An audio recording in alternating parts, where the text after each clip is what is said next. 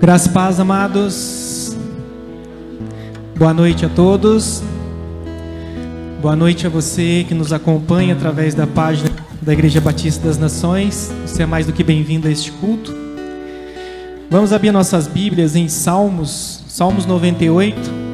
Ou você que trouxe seu celular, acessar a sua Bíblia em Salmos 98, do versículo 1 até o versículo 9. E os irmãos que encontrarem, se coloquem de pé para a gente estar lendo junto.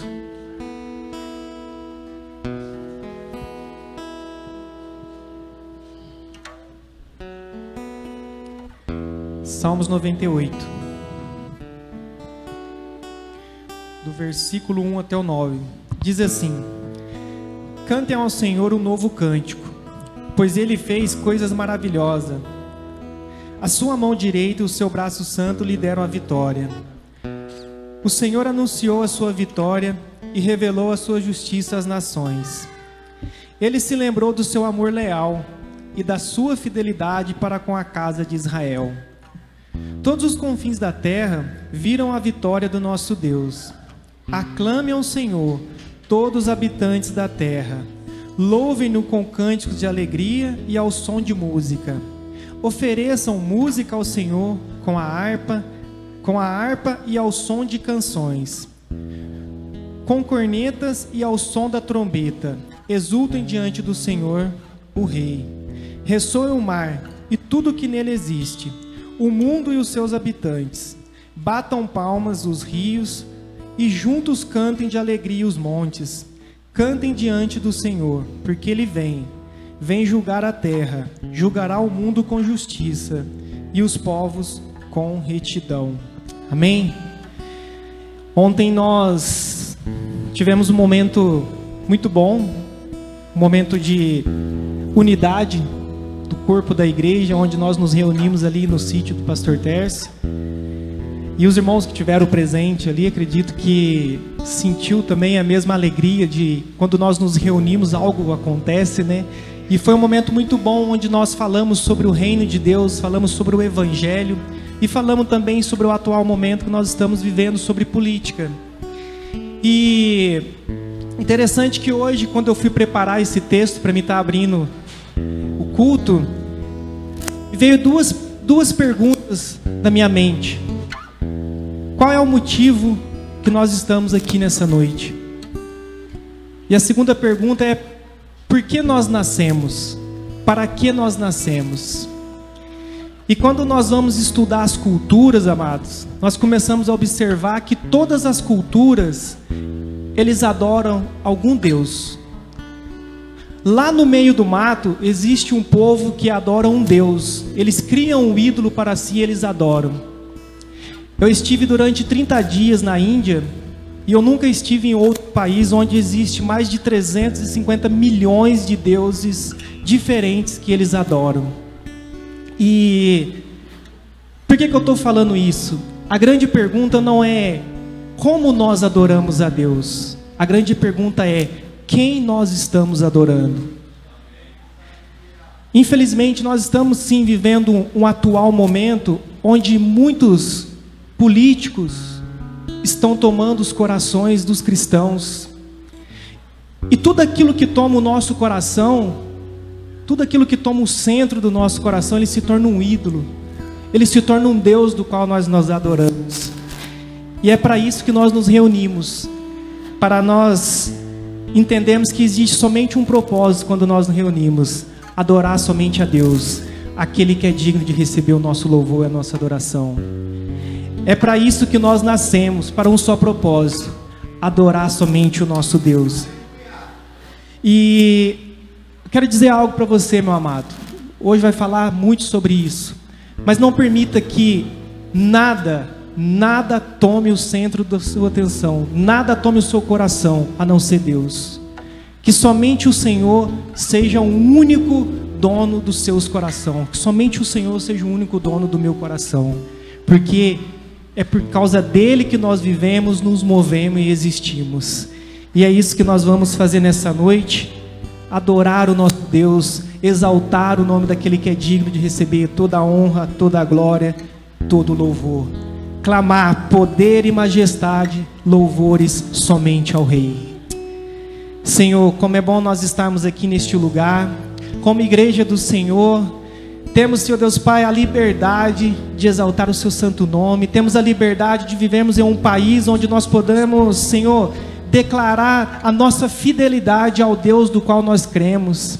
Senhor, que as nossas orações, as nossas palavras no nosso dia a dia venham a ser expressão daquilo que nós vivemos na sua presença.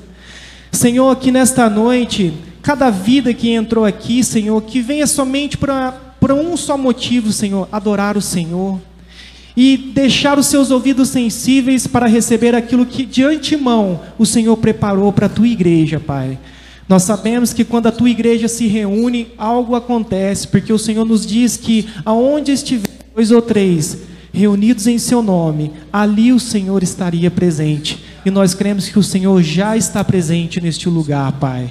E tenha sim, Pai, a liberdade de falar aos nossos corações, de manifestar do seu amor, Senhor, de perdoar os nossos pecados, as nossas falhas, Senhor. Em nome de Jesus, receba, Senhor, nessa noite toda a honra, toda a glória e toda a adoração, Pai. Não a nós, mas somente a Ti. Seja dada todo o louvor, toda a honra e toda a glória.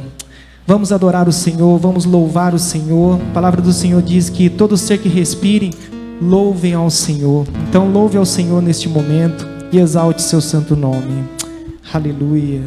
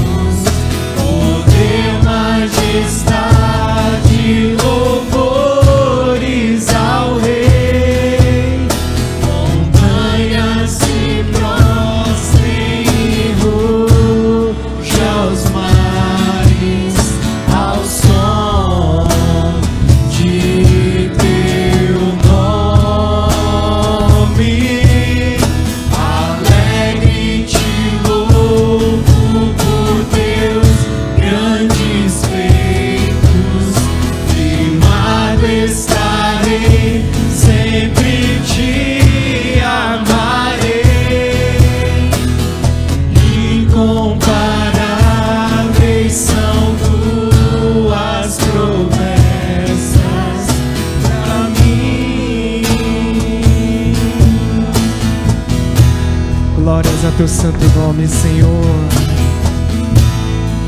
Meu Jesus, Salvador, outro igual não há.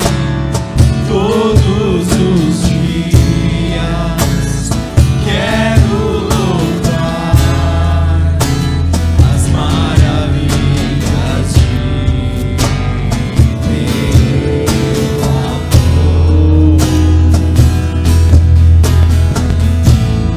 Consolador,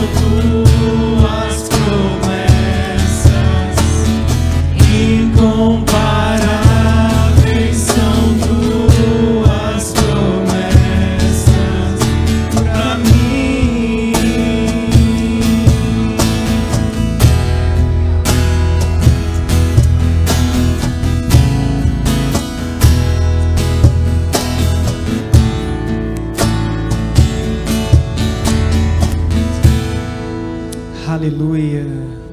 Glórias ao teu santo nome, Senhor. Vamos continuar declarando que nós cremos que o Senhor é a cura. Ele é a cura.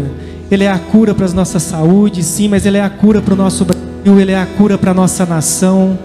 Ele é a cura para tudo aquilo que muitas das vezes a medicina não consegue resolver, mas nós cremos num Deus que Ele é a cura. Vamos declarar como igreja. Aleluia. Glórias a teu santo nome, Senhor. Receba nosso louvor, receba nossa adoração, Pai.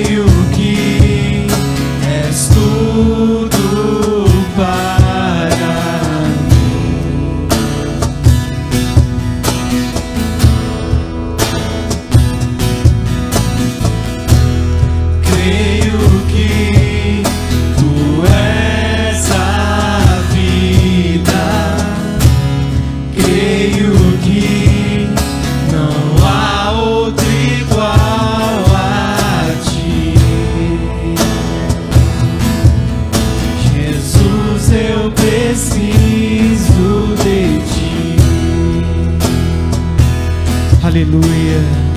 Nós precisamos de Ti, Senhor. Me escutas quando clamo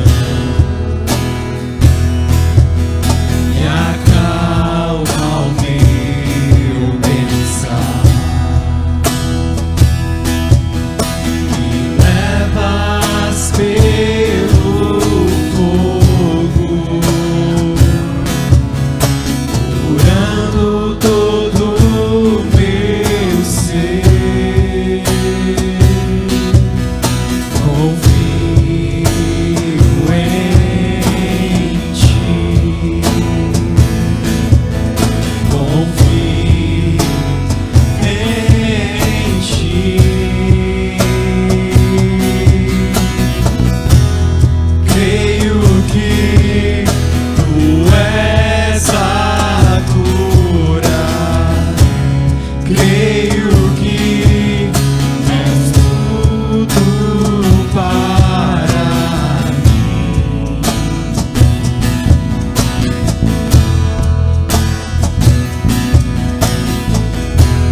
Creio que Tu és a vida. Creio que não há outro igual a Ti. Jesus, eu preciso de Ti.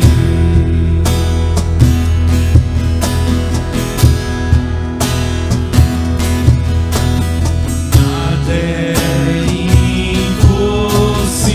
impossível para Ti. Nada é impossível.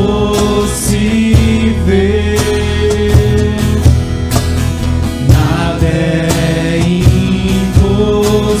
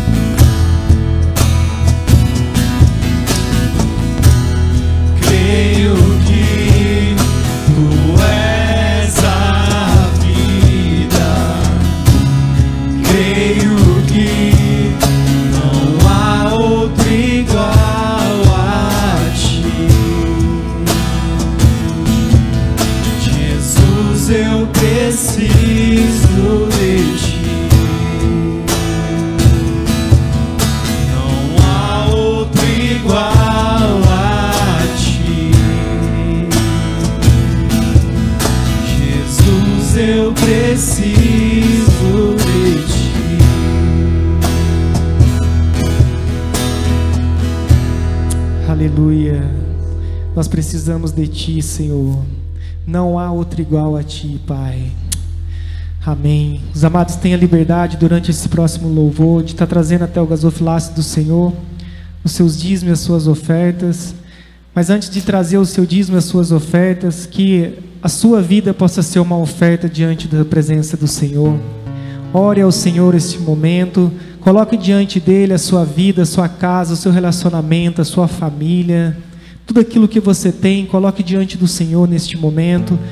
Vamos louvar e agradecer o Senhor por tudo aquilo que Ele tem permitido que venha até as nossas mãos e consagrar a Ele tudo que temos, tudo que somos. Senhor, nós queremos neste momento Te adorar, Senhor, com os nossos dízimos, nossas ofertas, e com gratidão no nosso coração Te louvar por tudo que o Senhor tem feito pelas nossas vidas e pela Tua igreja, Pai. Obrigado pelo sustento, obrigado, Senhor Deus Pai, por cada lar aqui representado, obrigado pelo nosso relacionamento, pela nossa família, obrigado pelo trabalho, Senhor, obrigado pelo cuidado que o Senhor tem tido conosco, ó Pai. Nós Te louvamos e Te agradecemos, porque sabemos que tudo vem de Ti, Senhor. Receba neste momento, ó Pai, os nossos dízimos, as nossas ofertas, que será colocado no gasofilácio, e receba também as nossas orações, ó Pai. Receba as nossas vidas diante da Tua presença, e vamos declarar da bondade do nosso Deus. Aleluia. Glórias a Teu santo nome, Pai.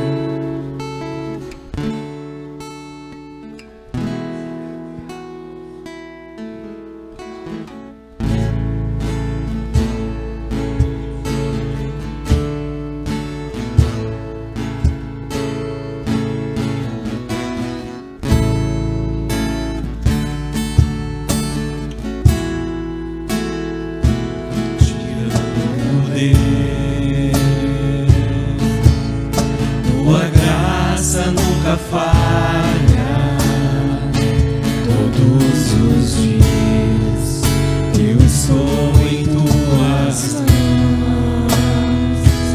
Desde quando me levanto até o meu deitar, eu cantarei a bondade de Deus. És fiel em todo tempo,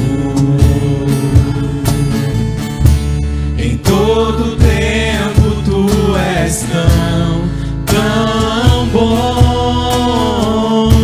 Com todo o fôlego que tenho, eu cantarei da bondade de Deus. Aleluia. Que me guia em meio ao fogo, na escuridão, Tua presença me conforta. Eu sei que és meu Pai, que amigo és. Eu vivo na bondade de Deus. És fiel em todo tempo, em todo tempo Tu és tão bom. Com todo o fôlego que tenho, eu cantarei da bondade de Deus. Aleluia. És fiel em todo tempo, em todo tempo Tu és tão bom. Com todo o fôlego que tenho, eu cantarei da bondade de Deus.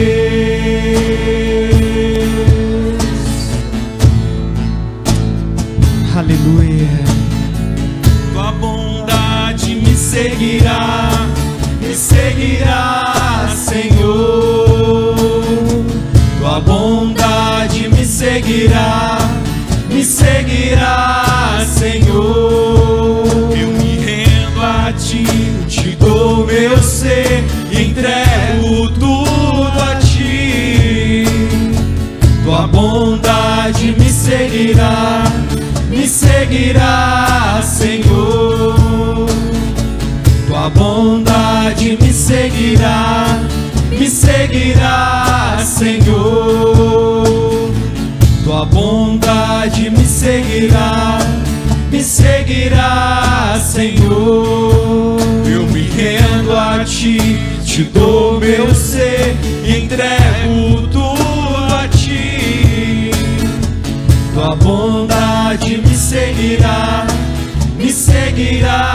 Senhor. És fiel em todo tempo,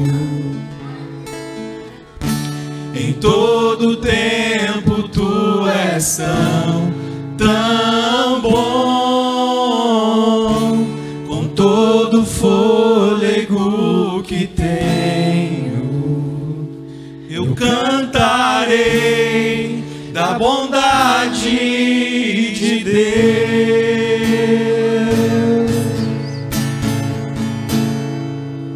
Aleluia. Receba toda a honra, toda a glória e toda a adoração, Senhor, pois Tu és fiel em todo o tempo. Tu és bom, bom e bom é o nosso Deus. Aleluia. Receba a nossa adoração, Senhor. Amém. Os amados podem tomar os seus assentos. Aleluia. Graças e paz para os irmãos, amém? Meus irmãos sabem que eu sou policial, passei 27 anos combatendo crime. Eu estou falando isso para você que eu já enfrentei muitas situações, meu amado, mas nunca tive tanto temor igual tenho hoje, aqui, diante. Eu vou falar de algo muito sério, meu amado. Eu gostaria que você prestasse atenção. Eu gostaria que você prestasse muita atenção. Nós estamos vivendo um dos piores tempos para o Brasil. Eu não vou falar de política, mas o que eu vou falar tem a ver com política. Existe uma situação no Brasil que as pessoas têm que se definir. Falam que há uma polarização, que há brigas. Deixa eu falar um negócio bem sério para você. Essa polarização, meu amado, não é política. É uma polarização do que há no mundo. O que está acontecendo é apenas um reflexo daquilo que nós vivemos. E se você é cristão, meu amado, e é sensível às coisas de Deus, com certeza você está sofrendo tanto quanto eu. Eu te dou a liberdade de se levantar daqui agora e sair se você não quiser ouvir. Mas eu vou falar coisas duras e verdadeiras. E a intenção não é te encaminhar para um lado ou para o outro. A intenção é que você pense naquilo que nós estamos passando e naquilo que pode nos acontecer como país, como nação, em decorrência de escolhas que nós podemos fazer. As escolhas que nós fazemos hoje, meu amado, que nós fizermos hoje, ela pode refletir para a próxima geração. Eu tenho um filho de 24 anos. Talvez as nossas escolhas vai refletir nos filhos dele. Não ache que a sua escolha hoje vai ficar só retida e vai acontecer de imediato. Mas talvez você vai ver os frutos disso. O que eu vou falar aqui, meu amado, está ligado a duas coisas, e gostaria que você prestasse atenção.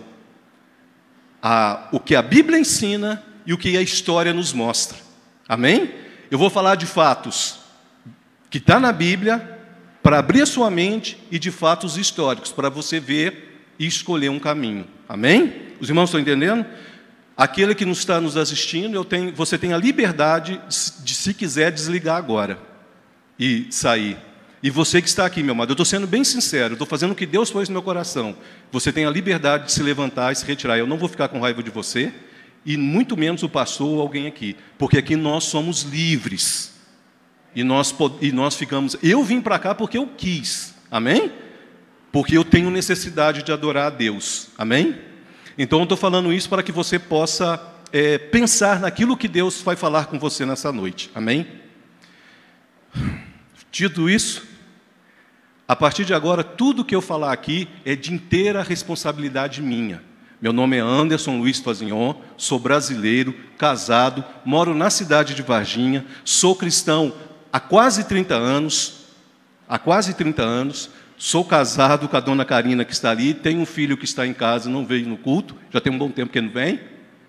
E toda a responsabilidade que vai ser falado aqui é minha, não é da Igreja Batista das Nações. Se tiver alguém que ser responsabilizado aqui, é eu. Amém? E ninguém aqui é obrigado a acreditar no que eu vou falar. Mas, no mínimo, eu gostaria que você pensasse no que vai ser falado. Abra sua Bíblia comigo em Gênesis, capítulo 2. Tudo que eu vou falar aqui, meu amado, hoje vai ser um culto diferente. Vai ser um culto no estilo aula, tá? Então vai ser projetado ali. E tudo que vai ser falado aqui está sendo transmitido e vai ficar gravado nas nossas redes sociais. Tudo que eu vou falar aqui ou vai estar na Bíblia, ou vai estar nos livros de história.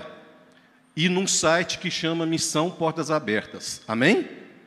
Esse site, daqui a pouco eu vou falar sobre ele. Então são fatos históricos, bíblicos e a realidade que nós vivemos. Mas para mim poder falar o que eu vou falar, eu quero fazer um contexto sobre a nossa capacidade de pensar. Eu gostaria que você ficasse de pé no seu lugar em reverência à palavra de Deus. Amém? Capítulo 2 do livro de Gênesis, versículo 15 e 17, diz assim: Tomou, pois, o Senhor Deus ao homem e o colocou no jardim do Éden, para o cultivar e o guardar. E o Senhor lhes deu essa ordem, preste muita atenção: de toda árvore do jardim comerás livremente, mas da árvore do conhecimento do bem e do mal não comerás, porque no dia em que dela comeres, certamente morrerás. Feche os teus olhos. Senhor, nós estamos diante da Tua palavra. E mais do que nunca hoje, Pai, eu te peço que o Teu Espírito Santo venha ministrar para a Sua igreja.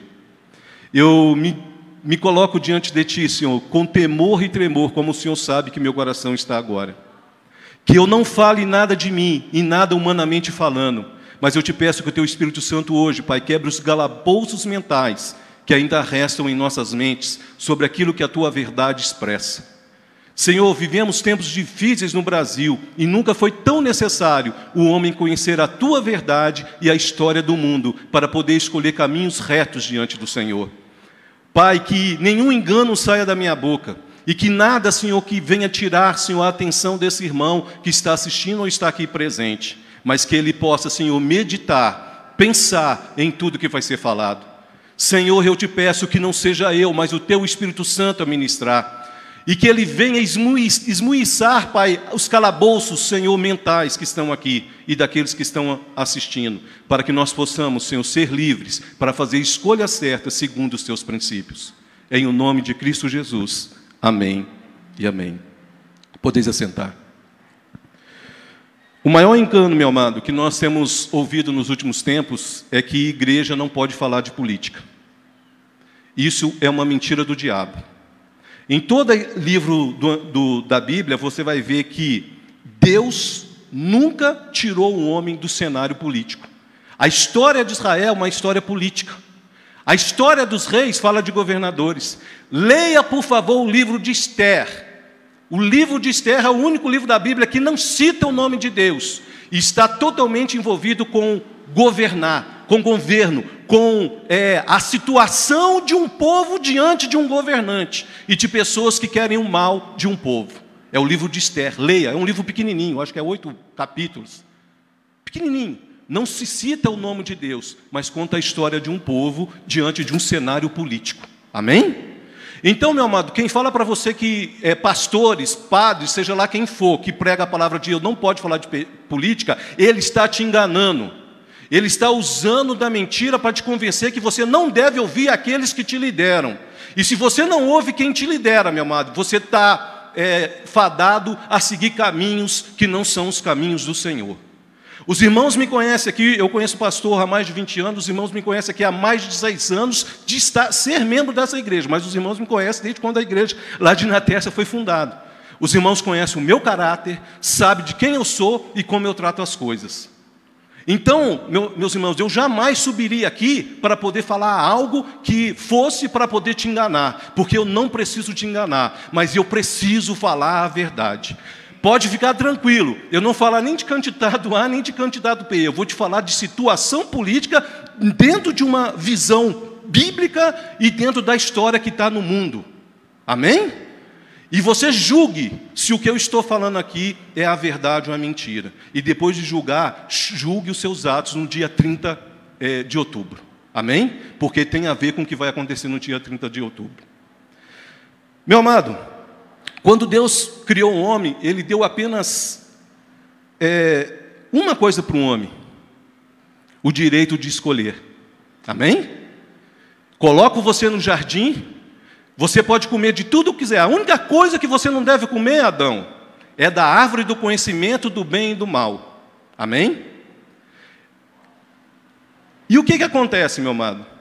Na história da humanidade, Deus intervém para socorrer o seu povo, mas Ele nunca intervém para impedir você de fazer suas escolhas. Ele, às vezes, depois, Ele vai amenizar as consequências, mas você não vê Deus cercando, a não ser que Ele fale direto com o profeta, que Ele fale com alguma coisa. Ele não vê cercando, Ele deixa o povo escolher os caminhos. Ele deixa. Você escolheu estar aqui hoje porque você é livre. Você pode escolher se quer comer carne ou se você quer comer só o pão. Os irmãos estão entendendo? Você é livre para escolher. Deus nunca tirou o seu direito e a liberdade de escolher. Se você escolheu Cristo, meu amado, foi porque você é livre para escolher. Amém? Amém? E o que aconteceu, meu amado? Quando Deus colocou o homem lá, Ele falou assim: olha, o Adão, a única coisa que você não deve comer é o conhecimento do bem, a árvore do conhecimento do bem e do mal. No capítulo 13, nós temos o que aconteceu. E você precisa entender, nós vamos ler aí o capítulo 3, pode abrir comigo. Eu quero ser sucinto, meu amado. E se eu passar da hora um pouquinho, pelo amor de Deus, me tolere, por favor. Eu preciso fazer todo um contexto para você entender o que vai ser falado, para você não sair daqui com dúvida, tá? Diz assim, falando da queda do homem, Gênesis 3, do 1 ao 5. Mas a serpente, mais sagaz que todos os animais selváticos, que o Senhor Deus tinha feito, disse à mulher. A serpente aqui, meu amado, foi uma manifestação de Satanás na forma de uma serpente, ou em se encarnando em uma serpente. Tá? E ele diz assim: Deus tinha feito, e disse à mulher: é assim que disse Deus, não comereis da árvore do jardim? Meu amado, o que o diabo tem feito com a humanidade até hoje é colocar em dúvida as coisas que Deus faz. Se o que Deus faz é certo ou errado, ele sempre vai te colocar na mente se aquilo que Deus está fazendo na sua vida é certo ou errado, se é bom ou ruim para você. Ele continua, o versículo 2: respondeu-lhe a mulher: do fruto das árvores do jardim podemos comer, mas do fruto da árvore que está no meio do jardim, disse Deus, dele não comereis, nem tocareis nele, para que não morrais. Então a serpente disse à mulher: é certo que não morrereis, porque Deus sabe que no dia em que dele comerdes, se vos abrirão os olhos, e como Deus, serás conhecedores do bem e do mal. A gente está ouvindo muito falar, meu amado, de fake news, não é isso? Esse aqui é o primeiro fake news que teve na história da humanidade. Deu o diabo falar que nós podemos ser igual a Deus. A astúcia do inimigo, meu amado, não está em ele declarar mentira, está em ele torcer a verdade. Amém? A astúcia do inimigo não está em ele mentir para você, mas em colocar dúvida no que Deus fala para você. É ele pegar uma verdade e dar uma torcida a ponto de parecer uma verdade, porque o que ele diz aqui, de certa forma, estava quase igual ao que Deus falou, mas não era a expressão da verdade do que Deus falou. E a consequência disso, meu amado, é que Adão e Eva comeu. E nesse capítulo, no versículo 22 ao 24, diz assim: então disse o Senhor Deus: eis que o homem se tornou como um de nós, Aí você fala assim, então Satanás estava certo? Ele falou que seria como Deus? Não como Deus Todo-Poderoso, não como Deus onipresente, onisciente, não como Deus, mas conhecedor do bem e do mal, ou seja, saber julgar o que é certo e o que é errado. Amém? Isso aqui, meu amado, é chamado do despertar da consciência. Amém? Preste atenção. Ele não se tornou igual a Deus no que Deus é, todo suficiente, todo poderoso, aquele que conhece toda a história. Mas a partir daquele momento criou-se no homem um negócio que chama consciência. E o homem passou a ter a capacidade de saber se o que ele faz é certo e se o que ele faz é errado. Os irmãos estão entendendo? Aí eu falo para você, o diabo mentiu para Eva? Mentiu no resultado. Você vai ser igual a Deus na capacidade de julgar. Aí o que aconteceu com o homem? Aumentou a sua responsabilidade, porque agora o homem era dono dos próprios atos. E esses atos, se forem certos, ó, parabéns para você. Se for errado, cheirava a morte, a desobediência. E diz assim, mais, 22, eu vou começar de novo. Então diz o Senhor Deus, eis que o homem se tornou como um de nós. Aqui nós está no plural, meu amado, porque está falando Deus Pai, Deus Filho e o Espírito Santo, plural. O Deus triuno em um só. Conhecedor do bem e do mal, assim que não estenda a mão e tome também da árvore da vida, come e vive eternamente. O Senhor Deus, por isso, os lançou fora do jardim do Éden, a fim de lavar a terra de que fora tomado. E expulso o homem, colocou querubins no oriente do jardim do Éden, e o refugir de uma espada que se revolvia para guardar o caminho da árvore da vida. O que acontece aqui, meu amado? Muita gente acha que Deus foi cruel aqui. Não. Deus estava poupando o homem, porque ele já havia desobedecido. E o que Deus poupou o homem? Dele viver eternamente sob a tutela do pecado. Aí você fala assim, me explica direito, irmão. Imagina um homem tendo consciência. Meu amado, na hora que você lê o livro de Gênesis aqui depois, você vai começar a ver o que esse conhecimento do bem e do mal gerou na humanidade. Por exemplo, o primeiro homicídio aconteceu dentro de uma família. Conhecedor do bem e do mal, Deus não impediu Caim de matar Abel. Não poderia ter impedido? Não poderia ou não? Ou Deus não é capaz? Poderia. Mas Deus deixou que o homem escolhesse o caminho. Falei assim, mas que Deus cruel? Não, ele estava começando a diferenciar aqueles que, apesar de conhecer o bem e o mal, seguiriam o caminho do bem. Ele estava começando ali, meu amado, separar um povo para ele. Um povo que se submete e obedece baseado naquilo que Deus declara. Naquilo que Deus determina. Por quê? Porque o primeiro pecado foi o da desobediência. Então ele tinha que, o homem, sabendo que poderia escolher caminho, escolhesse um caminho. Amém? Um caminho, o caminho da retidão, o caminho da integridade, o caminho da moralidade, o caminho de Deus. Os irmãos estão entendendo? E o que acontece, meu amado? Houve então esse despertar. Pode passar, irmão. Houve então esse despertar. E a queda causou neles o despertar da consciência, ou seja, a raça humana passou a saber, perceber, ter conhecimento e entender que poderia agir por escolha pessoal de acordo com o bem e com o mal. Você vai ficar, preste muita atenção no raciocínio. Porém, uma coisa que não tinha entendido naquele momento eles, é que as escolhas deles teriam consequências. Os irmãos estão entendendo? A única coisa que o diabo não falou para eles foi assim, ó, tudo bem, vocês vão ser como Deus, conhecedores do bem e do mal. A única coisa que o diabo não falou para eles assim, olha, só que a escolha de vocês vai ter consequências. E nós sabemos que a consequência é o homicídio, é a maldade, é a crueldade contra o próximo. E o que acontece, meu amado? A consciência, segundo a filosofia, preste muita atenção nesse conceito, é a percepção imediata do sujeito daquilo que se passa, dentro ou fora dele. O que é essa consciência que foi despertada com o bem e com o mal? Foi o que? A capacidade que o homem tem de julgar.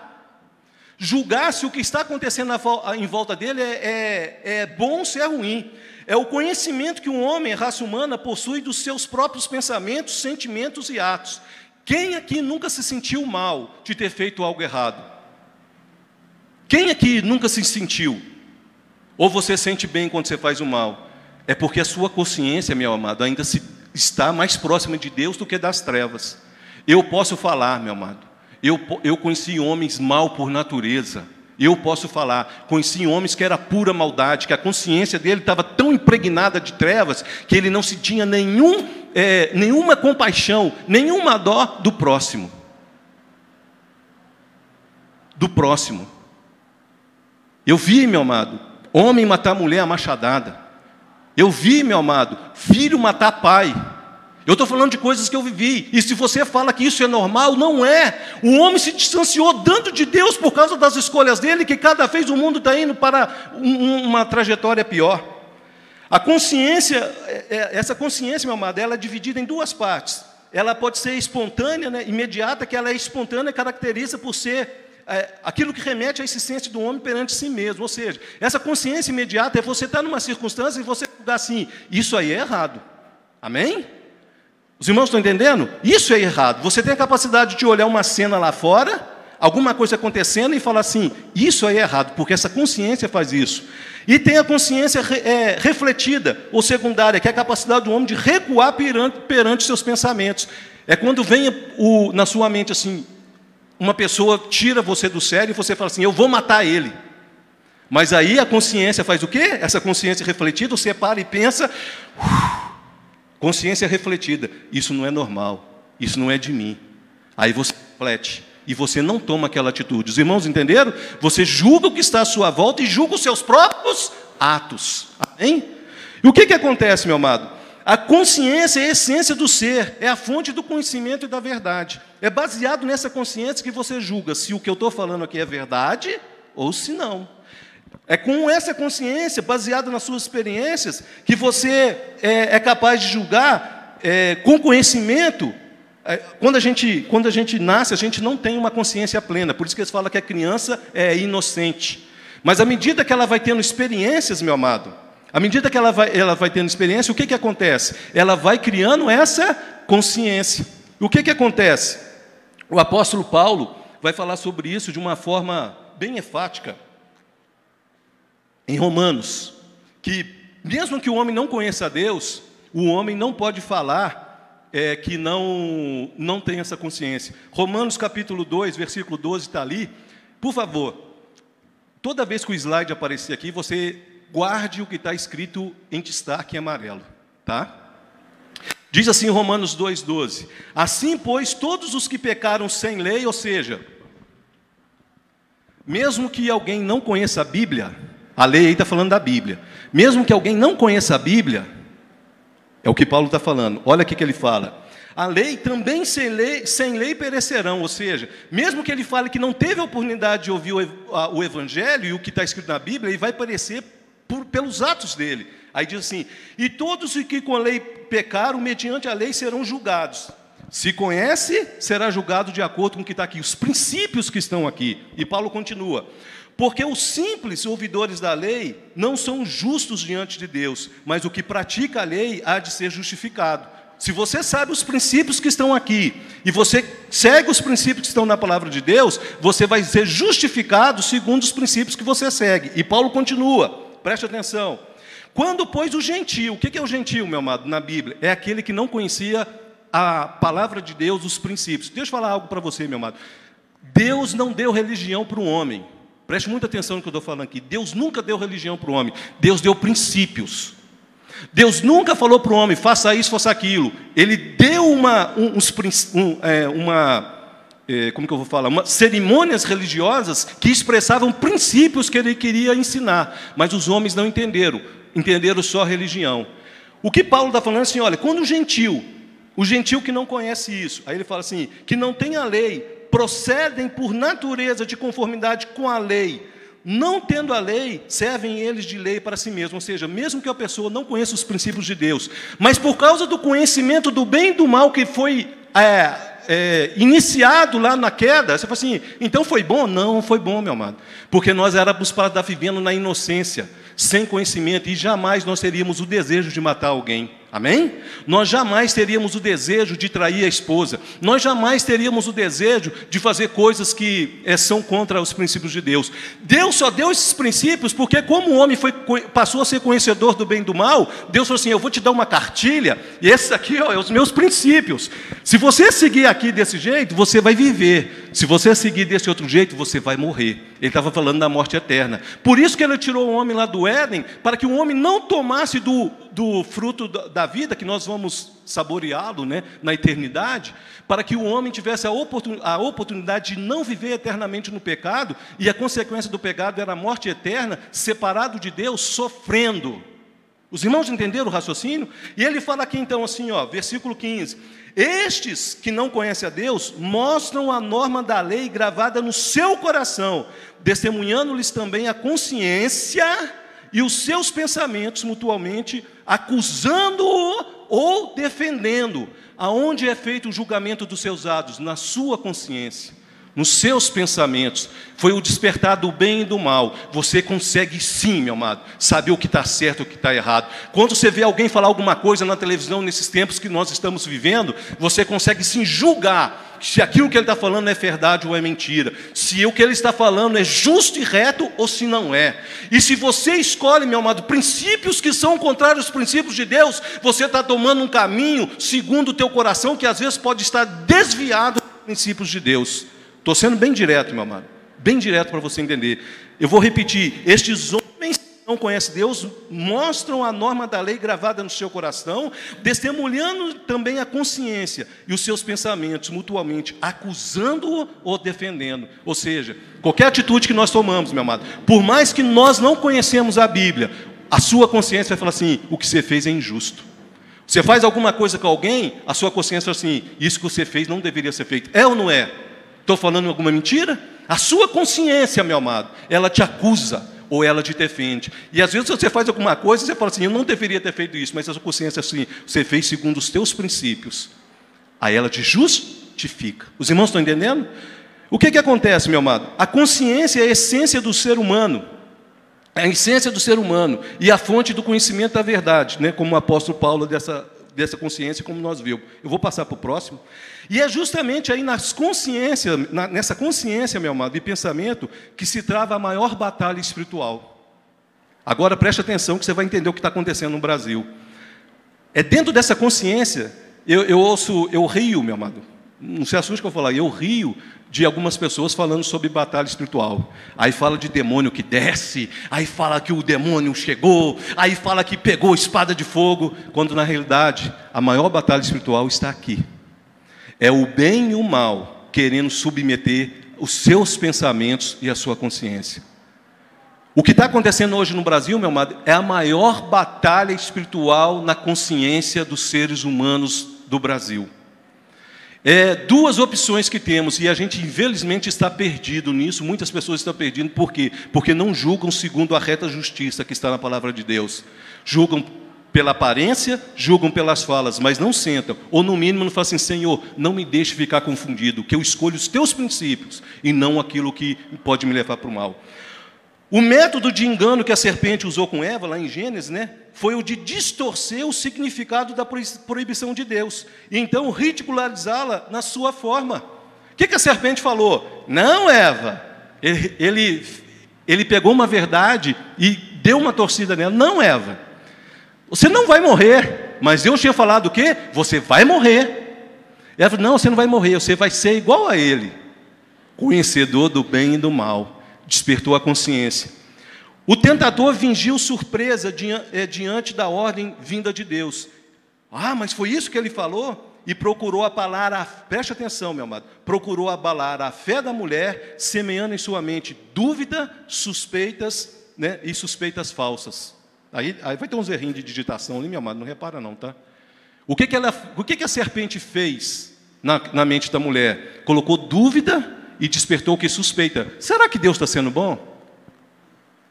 E assim nós julgamos as coisas diante de nós. Nós olhamos para uma pessoa, para ela, e falamos assim: eu acho que esse cara aí não dá para confiar não. Ou olhamos uma situação e falamos assim: essa situação é boa, e quando vê a gente segue aquela situação e acaba errando. Os irmãos estão entendendo o que eu estou falando? A verdadeira batalha está na sua mente, meu amado. E como que você vai julgar se é bem ou se é mal? Segundo os princípios de Deus. Amém? Ele nos deu uma cartilha. Ele nos revelou a sua vontade. Ele nos deu princípios que vai nos levar para o céu ou para o inferno. E Ele te deu a capacidade e o livre-arbítrio para escolher. Amém? Ele não vai, meu amado, no final eu vou fazer algo aqui, você vai ficar até um pouco assustado com o que eu vou fazer aqui, mas você vai ver como que é necessário a gente fazer isso. Através de meias verdades, o tentador, de forma deliberada, conseguiu desacreditar Deus perante Eva. Por conseguinte, Adão também foi alcançado. Quando a fé falha, o firme fundamento da conduta moral entra em colapso. Quando você não acredita nos princípios que estão escritos aqui, meu amado, uma das primeiras coisas que acontece com a humanidade é começar a perder a ética e a moralidade. Pelo amor de Deus, preste atenção no que eu estou falando. Quando as pessoas começam a perder a fé, que isso aqui é a palavra de Deus. Quando as pessoas não começam mais a prestar atenção na palavra de Deus, a primeira coisa que entra em colapso é a ética e a moral. Aí uma pessoa que não traía a esposa, por não julgar mais o adultério como pecado que leva para o inferno, ele faz o quê? Eu vou adulterar. Colapso ético e moral. Quando o camarada acha que furtar não tem problema, mesmo que seja uma borracha do coleguinha, começa a entrar. É por isso que a gente, quando está desviando, meu amado, dos princípios éticos, a gente tem que voltar. A gente tem que voltar para o caminho. Porque senão, um abismo vai chamando outro abismo, até que você chegue no fundo de todos os abismos. A primeira coisa que acontece, meu amado, quando a fé é abalada, é entrar em colapso. A moral, a ética, né? Aí aumenta a incredulidade, aumenta o pecado e vem a desgraça total. Todos os povos, meu amado, o Neto começou aqui falando algo muito sério. Você não encontra um povo, pode estudar a história antiga. Eles falam que existia o homem das cavernas, né? Eu tenho minhas controvérsias, mas não é assim, não é que não existiu, não é do jeito que eles apresentam a minha concepção. Mas todos os povos que você for estudar, você vai encontrar um ser para ser adorado, uma regra a ser seguida, alguém que representa esse ser diante de você, o mediador. Todo o povo. Porque é o que o Neto falou, todo homem tem a necessidade de voltar para Deus. Só que o diabo entra na história e leva para outro caminho. Por isso que Deus nos deu a palavra de Deus, para mostrar qual é o caminho de volta para o Senhor. E o que acontece, meu amado? O apóstolo Paulo vai falar sobre essa batalha espiritual lá em 2 Coríntios, capítulo 10. Preste muita atenção no que está escrito. Porque, embora andando na carne, não militamos segundo a carne. Ou seja, embora eu seja humano, eu não vou raciocinar como humano. Amém? Eu não vou lutar com as armas do conhecimento meramente humano. E acredite, meu amado, o que tem de pastor e irmãozinho falando de filosofia dentro da igreja, distanciando você do evangelho puro e simples de Cristo nos últimos 20 anos, meu amado. A igreja brasileira não sofreu tanto com tanta mentira sendo pregada em púlpito, fazendo um homem errar o caminho e voltar ir para o meio de uma desgraça, se distanciando de Deus. E Paulo diz assim: porque as armas da nossa milícia... O que é armas da nossa milícia? Você está ouvindo muito essa palavra milícia por aí, né? Mas não é aquela não, viu? As armas da nossa... O que é milícia, meu amado? As armas do nosso batalhão, as armas do nosso regimento, as armas do nosso exército de Deus. Não são carnais, ou seja, não é baseado em conhecimentos humanos, e sim poderosos em Deus para destruir as fortalezas, anulando os sofismas. Preste atenção, para que serve a verdade? Para destruir as fortalezas. Meu amado, eu, como todo brasileiro, não nasci, a maioria dos brasileiros, né? Eu não nasci num lar evangélico. Eu não vou ficar contando aqui, dando meu testemunho, mas eu andei por caminhos terríveis, meu amado, no que diz respeito a buscar Deus. Um dia eu conto meu testemunho, eu falei um pouquinho hoje com o pastor, eu conto meu testemunho o dia que Deus permitir, porque eu não gosto de estar, porque tem testemunhos que parecem estar glorificando as trevas, né? Eu só falo quando Deus me permite falar. Eu tomei caminhos terríveis, cheguei distante, muito distante de Deus, e um dia eu encontrei o Evangelho, eu encontrei Deus de verdade. E o que aconteceu? Aí você imagina você andar por caminhos errados e vir com conhecimento, meu amado. São muitas muralhas na mente, coisas que você aprendeu e que você achava que estava fazendo certo, que estava fazendo para Deus e não estava. Aí você imagina você ler na Bíblia falando assim que aquilo que você fazia não deveria ser feito. é o quê? A verdade quebrando a muralha, as fortalezas mentais. Pegando o sofisma, o que é sofisma, meu amado? Eu vou adiantar aí um pouquinho. Aí na próxima, o que é um sofisma? Por isso quem prega a palavra de Deus, discipula uma pessoa, precisa aprender a anular sofisma. Onde sofisma significa ato de falar que expressa uma concepção ou ideia, ideologia. Isso aqui, meu amado, isso aqui é um conceito baseado no que a palavra sofisma significa. Isso aqui é um conceito segundo o original, tá? Preste muita atenção. Olha o que está escrito lá. O que é um sofisma? Ato de falar que expressa uma concepção ou ideia, uma ideologia, ideia de ideologia, tá? Discurso, habilidade e prática na fala. Doutrina, ensino, narrativa, ração e faculdade mental de pensamento, meditação e raciocínio. Ou seja, é uma maneira de pegar algo e induzir você a acreditar em algo que não é a verdade. Aí passando aí, meu amado, olha só o conceito no dicionário. Meu amado, só fica enganado quem quer. Olha só o conceito no dicionário. O que é um sofisma? São argumentos ou raciocínio concebido com o objetivo de produzir uma ilusão da verdade. Eles pegam, meu amado, quem cria ideologias e sofisma, ele cria uma ilusão parecendo que aquilo é bom, mas não é. Porque é mentira, é baseado na mentira, que embora simule um acordo com as regras da lógica, apresenta na realidade uma estrutura interna inconsistente, incorreta e deliberadamente enganosa. Isso aqui é um conceito que está no dicionário, você pode procurar no dicionário.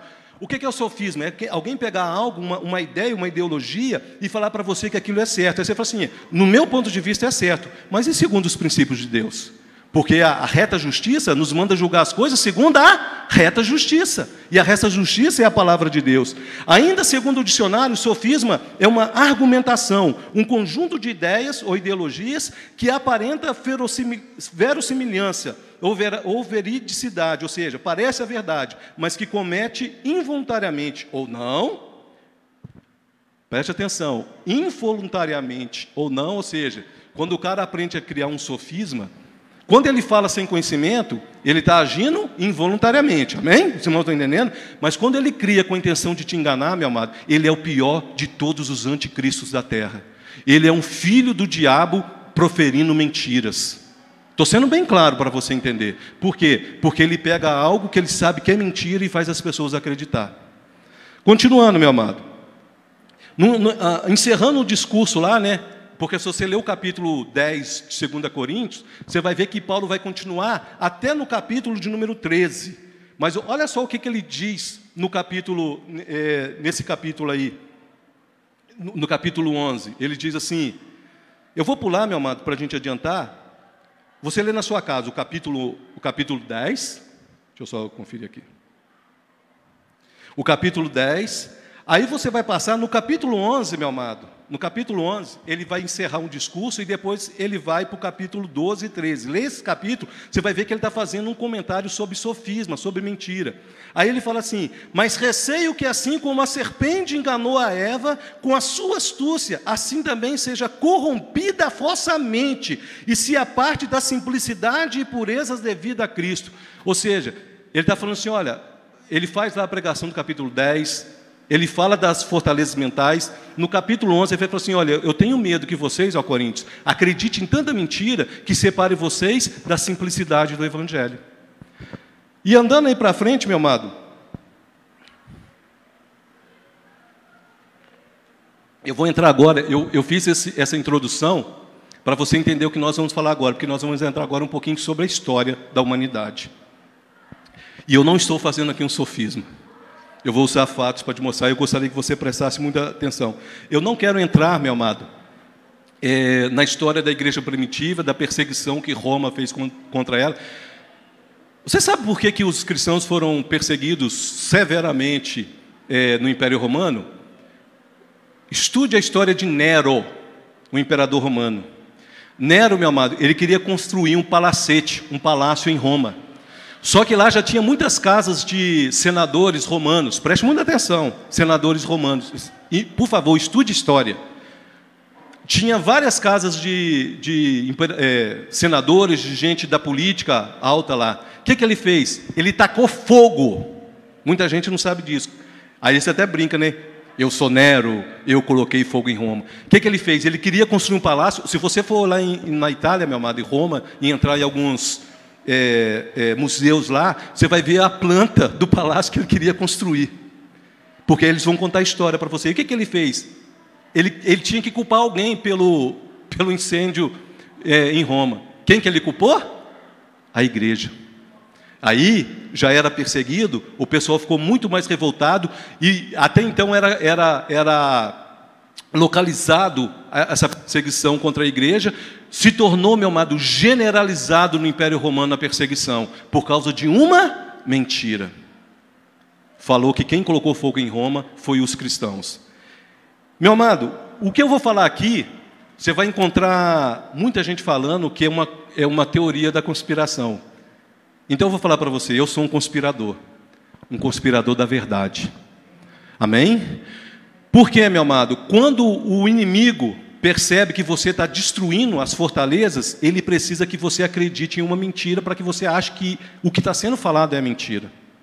Então preste muita atenção no que eu vou falar. Eu vou contar um pouquinho para vocês como começou, meu amado, no nosso século, a perseguição à igreja. E o que nós estamos vivendo hoje, tá? Muitos chamam, né, de teoria da conspiração. Por quê? Porque eu vou fazer rapidamente, você não precisa ficar preocupado, não vai ser enfadonho, não. Uma pequena fala sobre a Revolução Russa. Por quê? Agora eu vou começar a falar algo aqui bem específico. Porque foi na Revolução Russa que começou dois pensamentos políticos, socialismo e comunismo. Aonde que nasceu o socialismo e o comunismo? Na Revolução Russa. O que o socialismo da União Soviética causou? Guarde esse nome, cortina de ferro. Aí você vai entender o porquê. O que era a cortina de ferro? Depois da Segunda Guerra Mundial, a Rússia falou assim, vamos dividir o mundo, falou com os Estados Unidos. Eu fico com o leste europeu, aí pega ali alguns países ali, né, que hoje é a Ucrânia, Letônia, pegou metade da Alemanha, e foi feita ali tipo uma linha. Quem é que estudou a história do Brasil, a linha das Tordesilhas, você lembra? Linha das Tordesilhas? Então, lá na Europa foi feito mais ou menos isso. E isso que foi dividido foi chamado de cortina de ferro. Por quê? De um lado, preste muita atenção no que eu estou falando, ficou o capitalismo. O que é o capitalismo? É o que nós vivemos. Liberdade de expressão, liberdade de fala, liberdade para dar o que você quer, liberdade para trabalhar, liberdade. Do outro lado ficou o quê? O que nós vamos ver aqui que chama socialismo. E o que é o socialismo, né? O socialismo, meu amado, ele teve início na Revolução Russa por um camarada baseado numa ideia de Karl Marx. Eu sei que alguns vão começar a julgar o que eu estou falando aqui na internet, ver alguém, né, que é adepto aí da teoria da conspiração, vai falar que eu sou um conspirador. Mas eu volto a falar para vocês, meu amado, diante de Deus, o que eu estou falando para você aqui é história. E vocês vão ver aonde que eu vou chegar com isso que eu estou falando aqui agora. Aí você vai entender por que eu estou fazendo isso. Quando Lenin e Marx criou o socialismo, o que eles fizeram? Eles fizeram a Revolução Russa e eles acreditavam que o Estado, através da força, podia impor o que o homem tinha que fazer. Amém? Os irmãos estão entendendo? Então, o que ele fazia? Eles pegavam todo mundo que se levantava contra eles, o que eles tinham era do Estado, o que você tinha era do Estado, tinha que ser dividido com todo mundo, só que, meu amado, num Estado onde todo mundo não produz, né, com diferença, que todo mundo tem a mesma coisa, a única coisa que fica em comum é a miséria. Meu amado, preste muita atenção naquela cifra lá. Você pode pesquisar tudo que eu estou falando aqui. O regime socialista, meu amado, com início na União Soviética, foi o regime que mais matou gente no mundo. Há uma discussão se é só isso, mas foram 120 milhões de pessoas mortas desde a Revolução Russa até o fim dela, em 1991. Você sabe qual foi a maneira que eles mais mataram gente? De fome. Estude a história da Ucrânia. Em nome de Jesus eu te peço, estude a história da Ucrânia na época da cortina de ferro. E o que acontece, meu amado? Quando, nesse período aqui, a União Soviética, a União das Repúblicas Socialistas, tem gente que nem era nascido, né? Eu não vou perguntar quem nasceu depois de 91, não, né? Mas quem nasceu depois de 91 não conhece essa história. Ou se conhece, conhece muito pouco. O pastor pegou uma parte dela, eu peguei uma parte dela, e a gente via as coisas, é ou não é, pastor? Sendo falada nos jornais. Não é livro não, meu irmão, em jornais. Eram histórias que eram faladas em jornais. E o que aconteceu? Só que, em 1950, um camarada chamado Gramsci, vocês devem ter estudado muito, quem fez faculdade nos últimos tempos, ouviu muito, Gramsci. O que ele fez? Ele viu que, eu estou resumindo, viu, mamada, para não coisar, ele viu que o que tentou ser feito lá na União Soviética era, entre aspas, bom, mas foi feito de maneira errada porque usava a força. Aí ele criou algo que chama, é aqui que começa a teoria da conspiração, tá? Ele criou algo que chama marxismo cultural. O que é? O Estado não precisa usar a força, o Estado precisa mudar a mente das pessoas para dominar. E eles começaram, aí nessa época aqui você vai ter, o Gramsci vai ter uma escola, você vai ouvir falar muito quando você for estudar essa parte, que chama a Escola de Frankfurt, e há uma pequena diferença, mas eles pensavam da mesma coisa. Preste muita atenção no que eu estou falando. Eles não precisavam pegar em arma, eles precisavam mudar o pensamento. E como que eles iam mudar o pensamento? Usando as escolas, as faculdades e tudo aquilo que forma pessoas que pensam. E nós, meus amados, temos uma tendência de ser bom de coração. E usando esse sentimento de ser bom, eles falam assim, não, mas o socialismo é muito bom. Só foi aplicado errado porque usou a força. Mas nós podemos fazer um socialismo a partir do momento que nós ensinarmos as pessoas a ser socialistas. Entenderam o macete? Aí eles começaram a fazer dessa forma. Agora eu vou te mostrar, meu amado, isso aqui tudo é baseado em história, tá? O marxismo original, lá do Karl Marx, ele afirmava que as relações econômicas... Não esquenta com o negócio econômico, não. Pense só nos conceitos que estão destacados de amarelo. Ele dizia assim que as relações econômicas, capitalista e proletariado... Você ouve muito essa palavra por aí? Proletariado? Preste muita atenção quando alguém falar proletariado, tá? Determinava, preste muita atenção, ele falou assim, olha, que as relações lá em cima determinava, preste atenção nessa palavra, a moral, que tem relacionado com a ética, a política, o direito, a religião, a família e até a estética da maneira que as coisas são construídas. Eu vou repetir, preste atenção nessas palavras que você vai entender por que eu estou falando isso. Está destacado de amarelo. Que o socialismo lá, o Estado poderia trabalhar de certa forma que ia influenciar, só que lá no socialismo tentou pela força, né? A moral e a ética, a política, o direito, a religião, a família e a estética. Em sua visão, aquilo ali era o socialismo original. Aí o que o Gramsci fez? Ele começou a falar da cultura burguesa. Ele falou assim, não, que não era o capitalismo que impunha essa moralidade, essa ética, a política e o direito, mas era apenas a burguesia, era uma cultura... Quem ouve essa palavra burguesia? Alguém já ouviu essa palavra por aí, burguesia? Estão entendendo o que eu estou falando, né? O que ele fala? O que ele fala? Que era essa burguesia que impunha a moralidade, a ética, a religião. Os irmãos estão entendendo? E ele falou assim, então nós precisamos mudar o quê? A mente dessas pessoas burguesas, dos burgueses, porque aí nós fazemos o quê? Construímos a moral, a ética, a política, o direito, a religião, a família e a estética de acordo com os nossos pensamentos. Os irmãos entenderam o raciocínio? O original usava a força do Estado. Gramsci começou a falar assim, o problema não é o Estado, não é o capitalismo, mas são os burgueses que alimentam o capitalismo. Então nós precisamos mudar a mente dessas pessoas para que nós possamos influenciar. Vou repetir. Aí você fala assim, irmão, você está repetindo mais, porque você vai ouvir muito essa palavra na hora que nós chegar à nossa parte. A moral, a ética, a política, o direito, a religião e a família. E a família. Eles estavam falando que... Aí você fala assim, ele está errado? Não. Tudo isso, meu amado, é construído a partir da nossa cultura e dos nossos conceitos. Só que nós seguimos aqui. Amém? Só que a nossa ética não é a ética burguesa, é a ética cristã. A nossa moralidade não é moralidade mundana, é uma moralidade baseada nos princípios de Deus. A nossa família é baseada e construída segundo os princípios de Deus, homem e mulher os fez. A nossa religião é baseada nos princípios que estão aqui.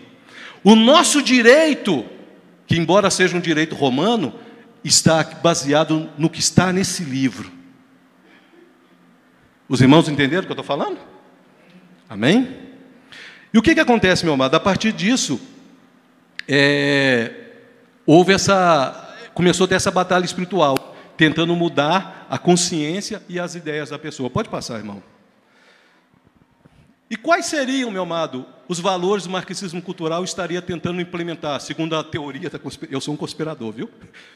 Da conspiração. De acordo com quem afirma que existe o marxismo cultural, esses movimentos estariam tentando implementar causas progressistas. Quem já ouviu isso? Progressismo. Preste atenção no que está sendo comentado por aí. Como, por exemplo, a questão de gênero, chamada também de ideologia de gênero, a cultura do politicamente correto, a liberdade sexual e o multiculturalismo, incluindo a religião. Eles falam que nós somos conspiradores, meu amado, porque nós combatemos tudo isso aqui do marxismo cultural. A maneira que eles falam como que deve ser a família, a maneira que eles falam que o casamento deve ser, a maneira que eles falam como nós devemos cultuar a Deus. Meu amado, pelo amor de Deus, eles querem falar como que nós devemos adorar a Deus. Os irmãos estão entendendo o raciocínio? E o que tem a ver isso, meu amado? Pode passar, irmão. Nesse marxismo cultural, meu amado, se você prestar atenção só no amarelo, você já vai entender o que está sendo falado. Eles precisavam destruir tudo aquilo que o Ocidente, a cultura ocidental havia construído. A moralidade segundo a Bíblia, a família segundo a Bíblia, a maneira de... Meu amado, sabe o que a Bíblia fala? A Bíblia fala assim, se você... Estou falando de princípios, para você entender. Se eu tenho a condição de dividir o que eu tenho com o próximo, a Bíblia fala se eu for generoso, eu vou o quê? Dividir. O Estado não precisa mandar eu pedir, porque a Bíblia fala que eu tenho que ser generoso. Ninguém precisa entrar lá na minha casa para tomar, porque se ele bater na minha porta e pedir, eu vou dar para ele. Os irmãos estão entendendo o que eles querem fazer? Tudo isso que a Bíblia ensina, eles querem destruir, meu amado. Eles querem desmanchar, eles querem desfazer. Isso aqui é muito sério, meu amado. Por que eles atacam tanto a família? Porque eles querem destruir aonde você tem o direito, preste muita atenção falando, de formar o caráter do seu filho. Porque você herdou, bom ou mal, meu amado. Se eu perguntar assim as experiências de cada um, você vai falar assim, meu pai era um péssimo pai. Eu posso falar coisas ruins do meu pai, eu estou falando de mim, do meu pai. Mas eu não posso negar que o que eu sou hoje foi influência dele e da minha mãe na minha vida. Bom ou mal, eles influenciaram comigo na ética e na moral. Na ética e na moral. Então, meu amado, qual que é um dos princípios que o marxismo cultural, que eles falam que é conspiração? Destruir a família segundo os princípios da Bíblia. Então é por isso que para eles não tem problema se a pessoa é amasiada, casou 10 vezes, que o divórcio pode ser feito de qualquer forma, mas a Bíblia fala que o casamento, para Deus, a princípio é um. Eu não vou entrar no mérito de divórcio aqui não, é só para você entender, mas é um. Só que eles querem criar o quê? Meu amado, preste muita atenção. A minha esposa daqui, ela trabalha na área da família, conversa com ela o que está acontecendo com as famílias, meu amado. Vai no cartório de registro civil, aqui eu não sei, mas São Paulo já tem. Tem pessoas, meu amado, se registrando como casado, 5 pessoas. 5 pessoas, como se fosse um casamento. Aí você fala assim, poligamia? Sim, poligamia, que a Bíblia fala que é errado. Os irmãos estão entendendo? Porque se eles desconstruírem a família, como a família é onde forma a base ética e moral da pessoa, então eles vão o quê? Desajustar a sociedade e eles conseguem implantar o que nós vamos ver daqui a pouco, tá?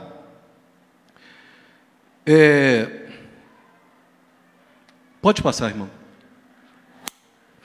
Preste muita atenção nesse texto aí. Ora, todos quantos querem viver piedosamente em Cristo Jesus serão perseguidos. Quem escreveu isso? Paulo. Quando? Eu acho que foi 80 depois de Cristo. 80 depois de Cristo. Preste muita atenção. Todos quanto querem viver piedosamente em Cristo serão perseguidos. A nossa ética cristã, os nossos princípios cristãos causam perseguição. Amém?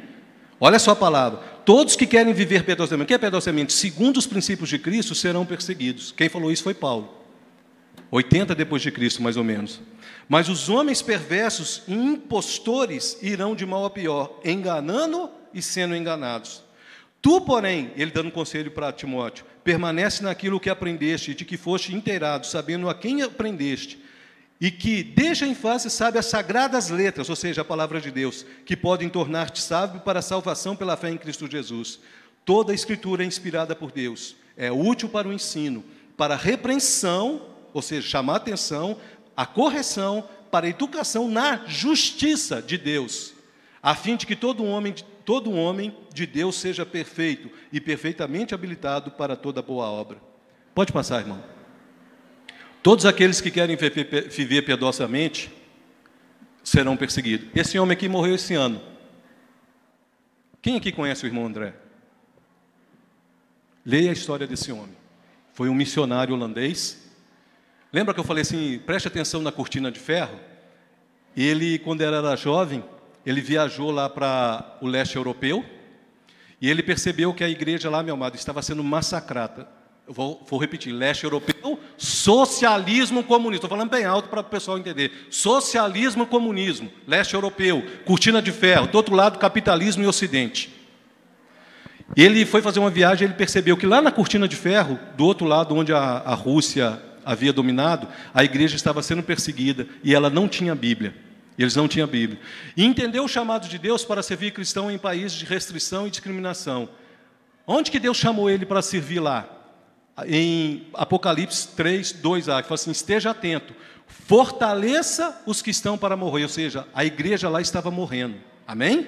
A igreja no leste europeu, por quê? Porque o socialismo e o comunismo é anticristão. Estou sendo bem claro para falar para você aqui, que eu falei para você porque que eu citei, quem sou eu, porque a responsabilidade é minha, Anderson Fazion. O comunismo, o socialismo é anticristão, é contra a ética e a moralidade cristã. Tentam abafar a nossa fé, destrói e consome aqueles que pregam que o que eles fazem é errado. Não dão liberdade nenhuma. E esse homem aqui viu isso aqui na pele. Estude a história dele, leia o livro dele. Leia um livro dele que chama Contrabandista de Deus. Esse homem aqui fez muito mais, meu amado, para a igreja do que muitos que aí estão falando que a gente fala é mentira. Ele viu milagres, meu amado. Ele entrava com fusquinha, quando ele entrava lá na Alemanha, por exemplo, num dos países lá, ele orava para Deus, Senhor, segue esses homens, leia o livro dele, e os camaradas abriam o fusquinha assim que ele tinha, meu amado, cheio de Bíblia, porque quem era pego com Bíblia era preso, poderia ser até morto. Imagina um lugar, meu amado, onde você não pode entrar com a Bíblia. O que a Bíblia tem, meu amado, contra a humanidade? Diz para mim, se ela prega o respeito as pessoas, o respeito à autoridade, respeitar o que é do próximo, o que tem na Bíblia, para essas pessoas detestarem ela tanto assim? E ele entrava arriscando a vida. Foi um dos camaradas que mais levou Bíblia para lá. E ele orava, meu amado. Os soldados abriam ali o fusquinha, os caras enxergavam a abóbora, a abobrinha, e não via as Bíblias. Pode passar, irmão. O que é uma perseguição, meu amado? A perseguição é o resultado, de algo que não nasce da noite para o dia. Se essas pessoas que pensam desse jeito, meu amado, tomar o poder, estou sendo bem claro, tomar o poder, você não acha que no outro dia eles vão vir aqui lacrar a igreja, vai entrar na sua casa e não há Bíblia? Não. Porque eles têm um processo a ser feito, eles têm que tomar o poder. Eles têm que ter pessoas que julgam segundo o pensamento deles, pessoas que fazem lei segundo o pensamento deles, pessoas... Por quê? Então isso é um processo. Eles até tentaram e deu errado, mas é um processo. Mas se nós, meu amado, não lutarmos contra isso, você vai ver os países que eu vou mostrar aqui, o que está acontecendo. Não nasce da noite para o dia, Atualmente, meu amado, no mundo são 360 milhões de cristãos perseguidos no mundo por causa de 8 coisas. Nós vamos falar daqui a pouco. Mas o que tem de comum entre essas perseguições é uma dinâmica do poder social. O que é poder social? Pessoas que assumem o poder e começam a implantar os pensamentos que perseguem os cristãos. Pode passar, irmão. Quais são, meu amado, os oito motivos de perseguição no mundo. Preste muita atenção. Opressão islâmica. Alguém tem dúvida que o islamismo persegue os cristãos? Aí você fala assim, irmão, você é louco de falar isso? Não, meu amado, eu falei que ia falar o que Deus mandou falar. E aí você fala assim, irmão, mas então onde você tirou isso? Isso aqui está no site da Missão Portas Abertas. Quem quiser consultar, quem estiver vendo aí achando que eu estou falando mentira, está no site da Missão Portas Abertas, público. Isso aqui é baseado em estudo. Isso aqui não é achismo. Isso aqui não é historinha. Isso aqui é baseado em estatística e coisas que eles trabalham em vários lugares e eles veem por que os cristãos são perseguidos. Aí diz lá assim, opressão islâmica, nacionalismo religioso. O que é nacionalismo religioso? Quando uma religião é considerada a religião do Estado. Aí o que acontece? Qualquer outra religião que se levante naquele lugar, eles são contra. Aí vem ali o hinduísmo, o budismo e o judaísmo, em alguns lugares, viu? Para quem, né, quem não sabe, em alguns lugares, né? Protecionismo denominacional, quando uma denominação de algum lugar domina sobre outro lugar. Antagonismo ético. O que é antagonismo ético? Quando um povo não gosta do outro. Isso acontece muito na África, viu? Quando um povo não gosta do outro. Então, há uma perseguição religiosa ou de minorias. Opressão comunista e pós-comunista. Ou aquele país tem ideologia comunista já implantada, ou passou por um período de pós-comunismo e o resquício do comunismo ficou, o pós-comunismo. Intolerância secular. O que é intolerância legal? Meu amado, aonde que... Eu não tenho nada para me apontar, mas aonde que chega ali a opressão comunista e pós-comunista? Sabe o que resta depois? O secularismo. A consequência da perseguição é tornar as pessoas secularistas. O que é secularista? As pessoas não acreditam mais em Deus, são ateus. Intolerância secular, paranoia ditatorial. O que é paranoia ditatorial? Aquele grupinho que está ali reunido, eles estão se preparando para levantar, eles vão tomar o país e vai tomar meu poder. Os irmãos entenderam? Corrupção e crime organizado persegue a igreja. Vou falar um país aqui, nós vamos falar outros países, mas um país aqui onde o cristão é perseguido pelo crime organizado. México. Um missionário nosso saiu do México. Nosso não, conhecido meu. um missionário saiu da família do México porque ele começou a ser ameaçado pelo narcotráfico. Por quê? Porque onde a igreja chega, meu amado, tem libertação. As pessoas deixam de ser viciadas. E sem viciado, não tem lucro para o narcotráfico. E eles olham para a igreja como inimigo deles. Pode passar, irmão. Como que é feita a perseguição, meu amado? Ela tem 3 impulsos.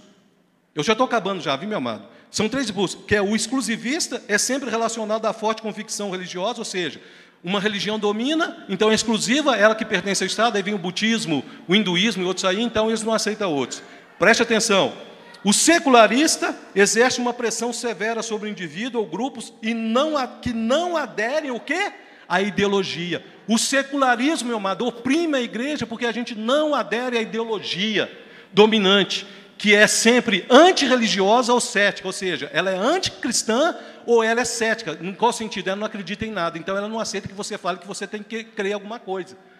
Em relação à religião organizada, em algum grau. Pode passar, irmão. E o terceiro, o exploratório, se refere à ganância. Parece que eu vivi isso algum tempo aí para trás. O exploratório, ele vive da ganância. Obter o máximo de recurso possível para si do Estado, domina o Estado para ser rico. O que está no meio disso? Corrupção. E para o ambiente social, legal e ilegalmente. Tudo é permitido, enquanto no contexto do impulso exclusivista e secundário, o poder é ativamente procurado para significar a supremacia da religião ou ideologia. O exploratório, que é esse último, precisa de poder para proteger seus interesses. Esse último aqui, meu amado, a pessoa que toma o poder do país, ele precisa do poder para ele poder assegurar o que ele está buscando. Amém? Pode passar, irmão. Agora preste muita atenção, que agora eu vou te dar exemplos que acontecem hoje de perseguição. Por isso que eu contei toda a história. Tudo isso aqui é história. Tudo isso que eu estou lendo aqui agora, meu amado, está no site da Missão Portas Abertas. Não é o irmão Anderson que está falando. É só eu copiei, colei, Ctrl+C e Ctrl+V. Tá? É claro que eu dei uma ajeitada para ficar um pouquinho menor, mas porque o texto é muito mais profundo. Olha só esse exemplo. Está no site. Os exemplos de intolerância religiosa ocorrem de acordo com os tipos de perseguição existentes no país. Na Colômbia, por exemplo, o Conselho de Estado colombiano, o que é isso? A mais alta corte. Alguém já ouviu falar em mais alta corte? Não vou falar o nome aqui não, porque vai dar problema. Mas a mais alta corte colombiana, né, administrativa do país, suspendeu temporariamente a celebração de uma igreja, que era comemorada anualmente.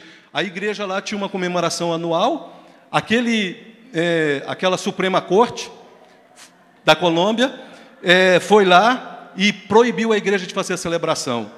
A decisão foi tomada após a ação judicial. Você está ouvindo muito negócio de ação judicial aí na televisão? Fulano faz uma coisa, vou entrar com ação judicial. Ação judicial feita por um advogado que considerou a celebração contrária às garantias constitucionais. Usaram a lei do país para proibir a igreja de realizar uma comemoração. O que eles alegaram? Que a Constituição defende o pluralismo. Lembra eu falei assim, presta atenção nas palavrinhas destacadas de amarelo, para o pluralismo e a liberdade de religião. Pode passar, irmão. Sabe-se que o Estado é laico. Alguém tem dúvida que o Estado é laico? Não deve patrocinar celebração religiosa particulares, mas nesse caso ficou claro que o advogado estava rejeitando a liberdade de expressão religiosa do país. O Estado é laico, mas ele não pode intervir na igreja. Viu, meu amado? O Estado é laico, ele não pode intervir na igreja. Pode voltar aí. Aquilo quem está falando é um camarada que mora lá na Bolívia. O que ele está falando? Rejeitaram a liberdade de expressão religiosa no país. Eles simplesmente ignoraram a liberdade religiosa. Foram lá e falaram assim, vocês não têm direito. Imagina, meu amado, no dia da Bíblia.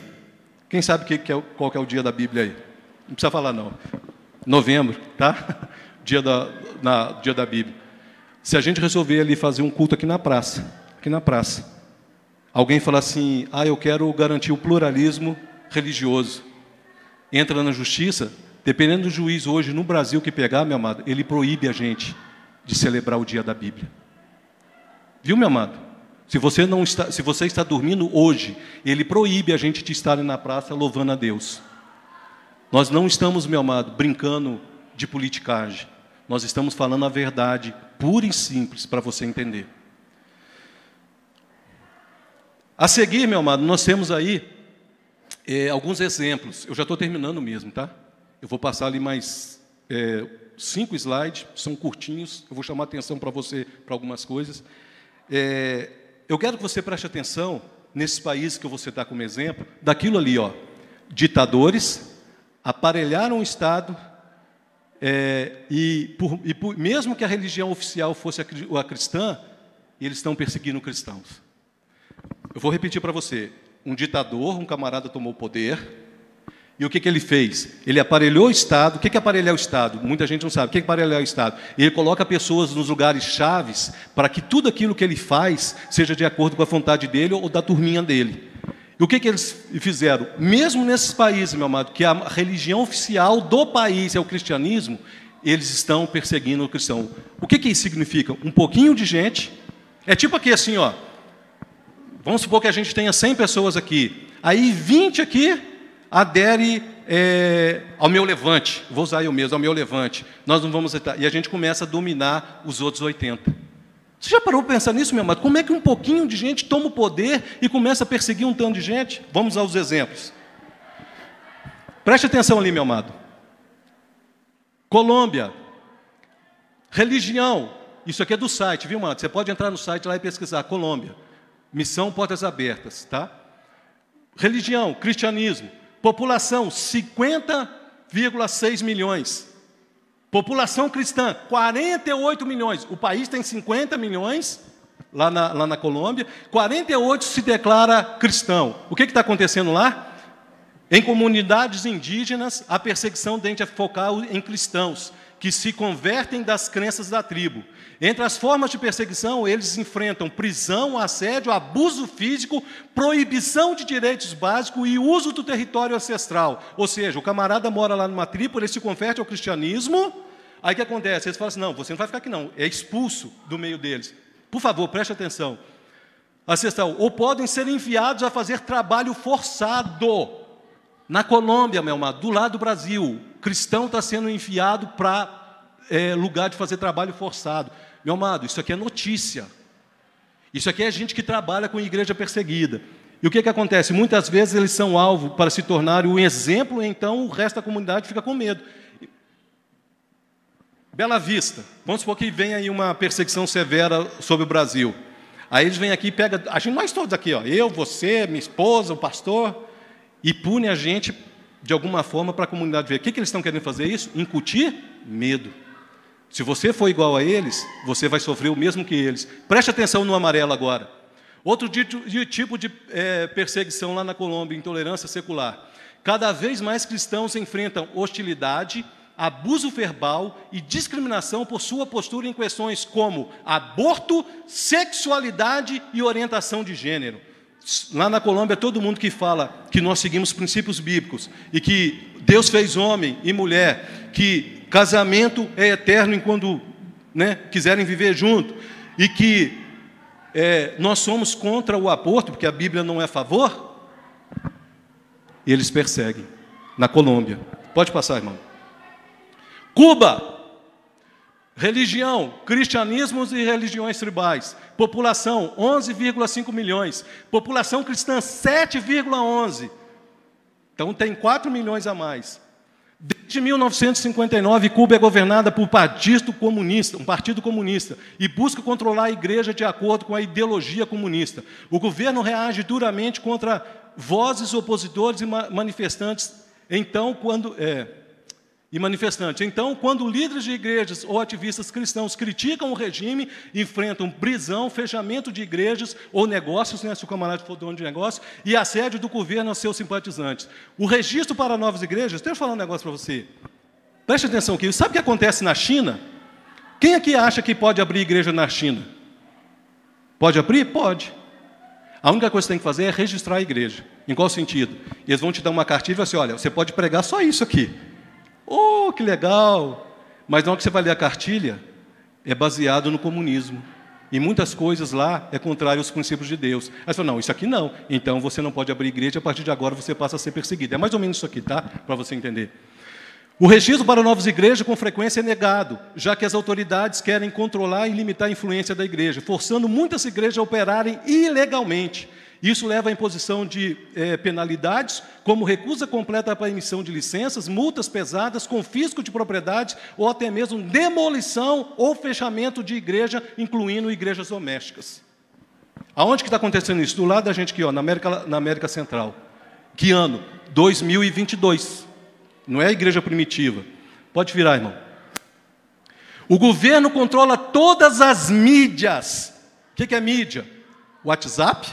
Facebook, controla todas as mídias e restringe o acesso ao mundo exterior. Lá talvez eles não sabem o que está acontecendo no Brasil.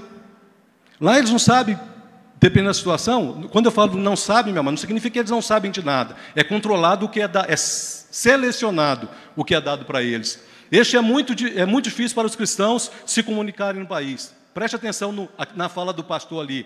Nós nos encontramos na garagem da minha casa, em casas de bairros diferentes, porque até hoje não temos um prédio, e nem mesmo a possibilidade de registrar legalmente a nossa igreja.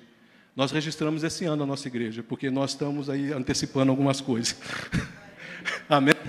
Nós já registramos, nós temos o pulo do gato, né, pastor? Deu o Espírito Santo, falou assim, vai lá e registra. Nós fomos lá e registramos. Nicarágua. Está sendo muito falado aí na televisão, né? Não sei porquê, né? Tem umas coisas muito coincidentes. Nicarágua. Religião, cristianismo. População, 6,5 milhões. População cristã, 6,1 milhões. Sob o comando... Meu amado, isso aqui dói meu coração. Preste muita atenção no final que vai ser falado, tá? Sob o comando do presidente Ortega, igrejas e cristãos são vistos como agentes desestabilizadores. Nunca se falou contra a igreja, como está falando nos dias, que a igreja aqui quer impedir as coisas aqui no Brasil. Indo para o mesmo caminho, viu, meu amado? Essa situação não os impede de denunciar as injustiças e as violações de direitos humanos cometidas pelo governo. O período eleitoral e o reajuste do quadro legal são usados como pretexto para aumentar as restrições à igreja, das igrejas, e os líderes cristãos exigem publicamente. Por favor, entenda o que eu vou falar. Essa semana, Um padre fez o que eu estou fazendo aqui hoje, ensinando à igreja as diferenças entre os sistemas. Ele foi processado pelo Ministério Público. Durante o culto, por isso que eu falei que toda a responsabilidade que está sendo falada aqui é minha, é meu. A responsabilidade é minha. O padre foi processado recentemente, só porque ele está fazendo o que eu fiz aqui. Simplesmente comparando. Vocês escolham o que você quer. Aí fala aqui, ó, o que toma alvos, intimidação, não, lá embaixo, né? Especialmente durante os períodos das eleições, o que tem ajudado a mais necessidades, incluindo aqueles considerados oponentes do partido no governo, a Frente Santinista de Libertação Nacional. Pode virar, irmão. Preste atenção nisso aqui. Não seria estranho que tudo faça parte da oferta de vidas humanas a Satanás para permanecer no poder, porque durante seu longo governo prevaleceram muitas mortes, disse um líder cristão na Nicarágua sobre rituais espirituais promovidos pela primeira-dama da Nicarágua. Mortes acontecem lá como sacrifício. Isso aqui está no site, meu amado, público. Eu não estou inventando nada aqui, não. Desperta a igreja. Desperta a igreja. Pode passar, irmão. O próximo ali, Venezuela, por religião, cristianismo, população 33,5, população cristã 30,8. 2 milhões de diferença, meu amado. As autoridades não permitem oposição ou crítica ao governo, e significa que líderes de igrejas e grupos cristãos e organizações cristãs correm o risco de ação do governo contra eles e suas atividades religiosas, envolverem denúncia e irregularidades e ilegalidades do regime, incluindo corrupção e violações de direitos humanos, apoiarem líderes de oposição e a realizarem trabalho humanitário. A ação do governo pode levar a ameaças, ataque a igrejas e difamação. A primeira coisa que eles fazem é difamação, e geralmente depois vai para o ataque, viu, malado? Prisões arbitrárias, vigilância, censura, limitação no uso de serviço público. Está até cegando a boca. Vou falar de algo que eu conheço, porque eu convivo com pessoas que é de lá. É assim, ó, quando fala ali, ó, limitação do uso de serviço público. Vai eu vou ficar falando o nome aqui, vai eu e o João aqui, ser submetido, procurar saúde. Preste muita atenção no que eu estou falando. Eu sou cristão, o João não. Eu chego primeiro que o João na fila, e o João chega depois. Mas quando eles sabem que eu sou cristão, quem que eles vão atender primeiro? O João. Tem remédio lá que está sumindo, lá a família tem que comprar o remédio, mas se tiver remédio lá, e eu preciso do remédio, o João também. Para quem que eles vão dar? Para o João. Os irmãos estão entendendo? Limita o direito que todo mundo... Hoje qualquer um chega aqui lá no SUS, que for, é atendido. Pode demorar? Pode, mas todo mundo é atendido. Amém? Pode continuar, irmão. Devido à crise socioeconômica do país, o governo aproveita a falta de bens e serviços básicos necessários a todos os cidadãos para manipulá-los. Você está passando fome? Quer comer uma carninha? Quem sabe uma picanha? Aí o que acontece? Se você andar segundo a minha cartilha, você vai ter. Manipula de acordo com a situação econômica. Aonde que acontece isso? Venezuela. O fácil acesso a alimentos, remédios e educação é reservado para partidários do Partido do Poder. Além disso, preste atenção, as crianças enfrentam doutrinação contínua da ideologia socialista comunista nas escolas estaduais, violando o direito dos pais de educarem seus filhos de acordo com as suas convicções cristãs. O direito da igreja e da educação a escolar. Eu acho que foi 2020, eu não vou citar o nome aqui não, meu amado, mas eu posso colocar o link para você ver. Há um grande movimento aqui no Brasil para ser feito homeschooling, ou seja, educação em casa. Por quê? Porque a maioria das famílias perceberam que as crianças estavam indo para a escola, em vez de receber conhecimento, estavam recebendo doutrinação. Muitos cristãos começaram a entrar na justiça pedindo o direito de ensinar a criança em casa. Acho que foi 2020, o Ministério da Educação fez uma lei liberando no Brasil. Alguém entrou na justiça em um certo tribunal em algum lugar, né, lá na Chechênia, né, falou que a lei era inconstitucional. Procurem, meu amado. Procurem. Por que que eu não tenho o direito de ensinar o meu filho? O meu filho, eu tive o privilégio, graças a Deus, eu e a Karina, Deus abençoou, que a gente pôde pagar a escola particular. E nós escolhemos que ele estudasse num colégio de confissão cristã. Mas nem todo mundo tem esse direito, nem essa oportunidade. Porque nós já sabíamos o que estava acontecendo nas escolas. Em nome de Jesus, meu amado. Leia. Não acredite em videozinho de TikTok, seja de que lado for. Procure notícia. Entre lá nas páginas do governo e veja as leis que estão sendo votadas e aquilo que está sendo barrado. Pode passar, irmão. Os cristãos também têm enfrentado ameaças e violência perpetradas por grupos criminosos, principalmente guerrilheiros colombianos. Quem sabe qual que é o que mais se produz na Colômbia? Café? Não, cocaína. Quem que você acha que é esses guerrilheiros colombianos que está atacando o cristão? Por quê? Porque nós falamos que droga mata. Porque nós falamos que nós queremos libertar as pessoas das drogas. Então o mercado despenca. Aí eles não têm lucro. Agindo com impunidade, muitas vezes em apoio ao regime e dificultando a assistência social prestada pelas igrejas aos mais necessitados. Você vai lá, cria uma ONG cristã para poder dar assistência para uma família que tem alguém viciado, os caras vão lá e dificultam aquela organização funcionar. Os irmãos estão entendendo o que eu estou falando? Meu pedido, qual que é o pedido desse líder cristão lá? Meu pedido é que o povo de Deus, chamado para servir o Senhor, permaneça firme no chamado e avance missão confiando nele a despeito de qualquer coisa. Pode passar, irmão. Estou acabando.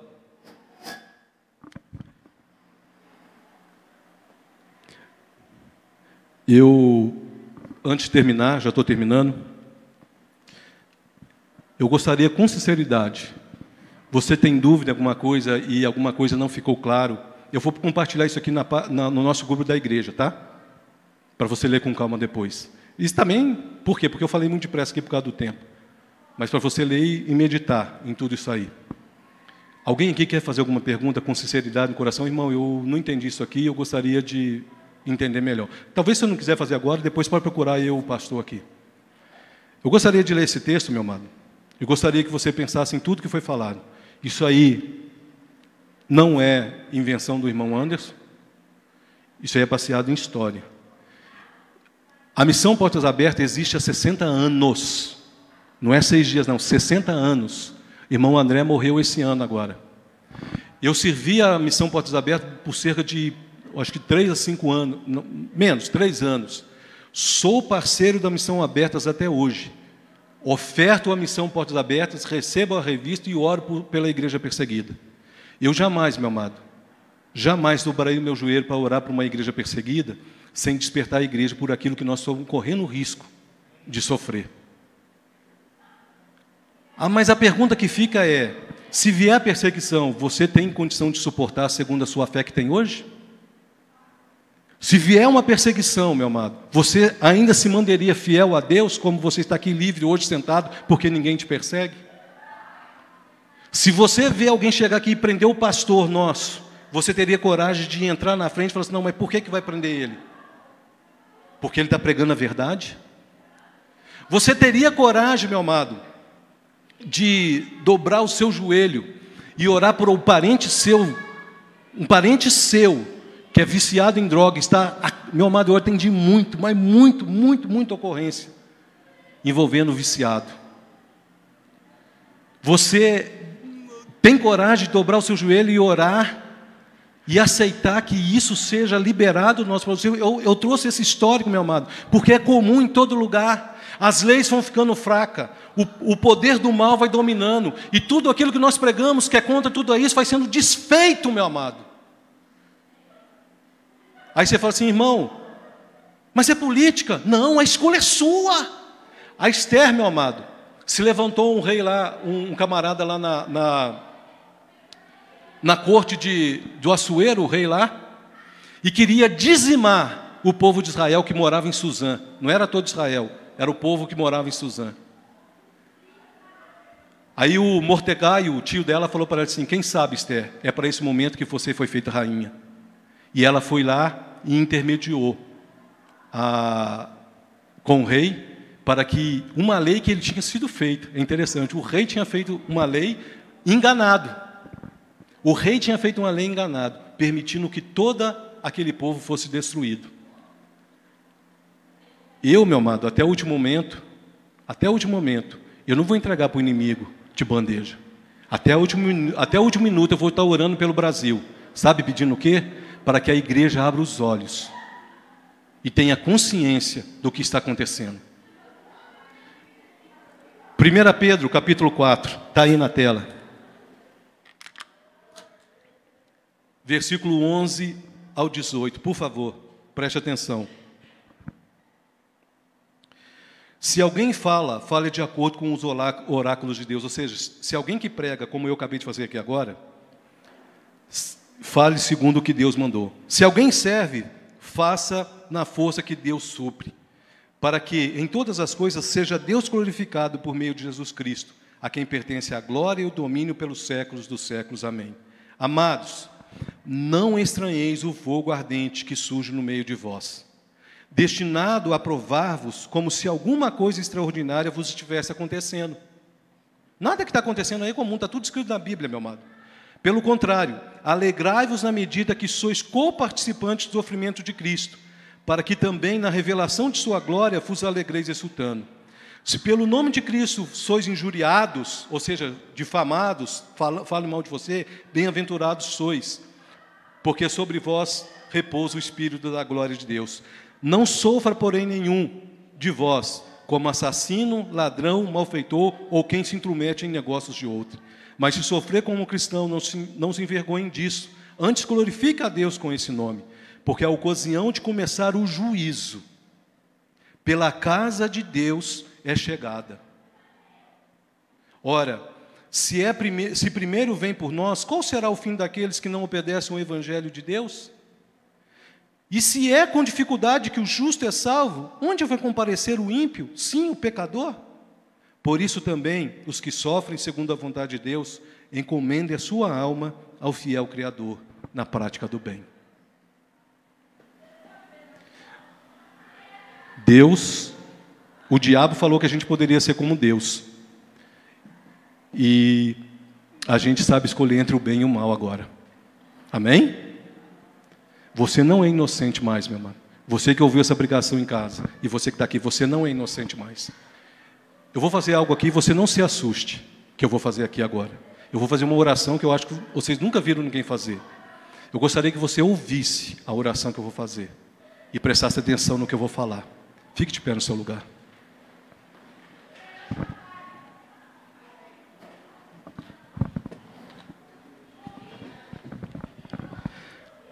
Senhor meu Deus, eu preguei segundo a Tua palavra, não palavras de um homem, mas aquilo que o Senhor pôs no meu coração para trazer essa igreja. Se o que eu preguei aqui, Pai, foi usado para amedrontar, para fazer com que essa pessoa tenha medo, e que tenha dúvida do que isso que eu falei é a verdade, que tem, Senhor, igreja sendo perseguida por pessoas que assumiram poder, pregando e falando que é fazer o bem e estão fazendo mal. Eu te peço, Senhor, se o que eu preguei aqui é mentira, que o Senhor corroa os meus ossos com câncer, que o Senhor ponha sobre a minha vida a pior doença que uma pessoa pode receber, que meu corpo seja estraçalhado, Pai, para mostrar que eu menti para a Tua igreja.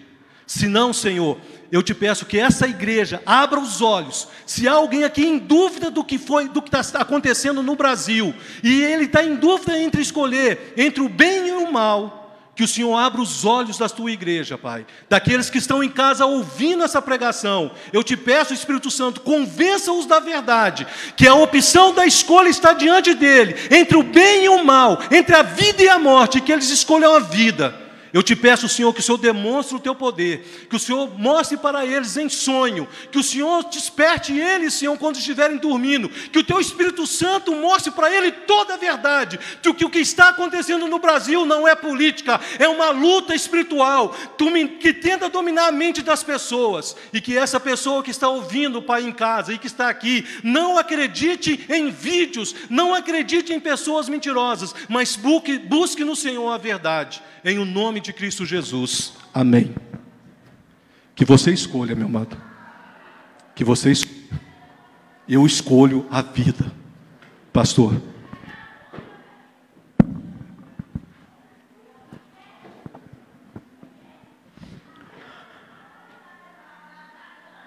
Pai Santo, em nome de Jesus, nós queremos te agradecer, Senhor, por esta palavra que foi trazida à tua igreja. Desperta os nossos corações para te servir a cada dia mais e mais. Estar pronto, meu Deus, para tudo aquilo que vier. Nós oramos a ti, meu Deus. Senhor, nós oramos pelo seu Joaquim Melo, pela saúde física dele, que o Senhor possa visitar o seu coração e a sua vida, trazendo cura e restauração. Oramos por esta igreja, que o Senhor venha despertar os nossos corações e nossas vidas, por todos os projetos desta igreja que nós temos pensado, temos imaginado, que o Senhor nos abençoe, meu Deus, com a realização, pelo Arte e Movimento, pelo curso de Teologia, pelo culto das quartas-feiras, onde nós estaremos aqui clamando e adorando o Teu nome, pelo encontro de jovens, pela vida, pelo trabalho feito com as nossas crianças. Abençoa, meu Deus, e traga ao coração da Tua igreja a confirmação, Senhor, de tudo que foi dito aqui nesta noite. Nós oramos, Senhor, e agradecemos, Pai, pela vida, Senhor, das pessoas que têm nos visitado, pela vida, Senhor, da Gisele, que está nesta noite conosco, pela vida da Tamires, que também está aqui conosco, Pai. Que o Senhor possa revelar a Tua palavra poderosa nos seus corações e nas suas vidas. Nós oramos a Ti, Pai. Oramos também pelos aniversariantes, Senhor, desta semana, pelo aniversariante, Senhor, do Daniel, Senhor, que estará fazendo aniversário. Que o Senhor venha abençoá-lo, dando um presente dos céus à vida dele. Pela nossa irmã Fernanda Santos, que o Senhor visite poderosamente, Pai, que estão esses dois fazendo aniversário hoje. Que o Senhor visite os seus corações e suas vidas, no nome de Jesus. Oramos também pela vida do Adrian Gabriel, Senhor, que estará fazendo aniversário no dia 18, pelo João Marcos Reciate, meu Deus, que estará fazendo aniversário no dia 21, que o Senhor venha despertar os seus corações e suas vidas, pela irmã Thalita Santos, que o Senhor meu Deus, tenha abençoado a vida dela, que o Senhor possa abençoar a vida dela, a vida desses que nós oramos, com algo poderoso vindo do Teu reino, da Tua justiça, para essas vidas e para os seus corações. Nós oramos e nós te agradecemos, em o nome de Jesus. Oramos ainda pelos missionários, Senhor, Raoni Beck, Samuel, Joey Bend, que o Senhor possa tomar nas Tuas mãos poderosas, pela vida do Diego e da Etiane e das suas filhas. Venha abençoá-los, meu Deus, abençoe também e sustenta, Senhor, a vida do pastor Anderson, da sua esposa e do seu filho, como família missionária, Senhor.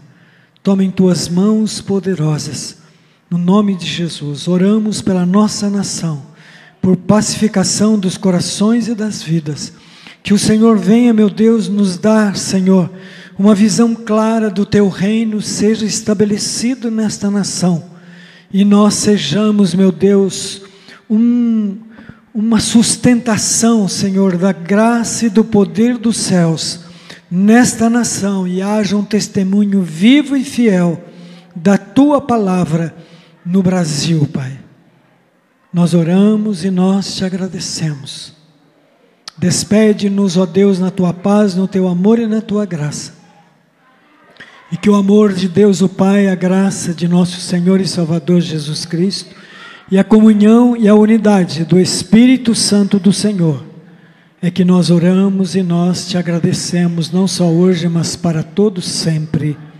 Amém, amém, amém.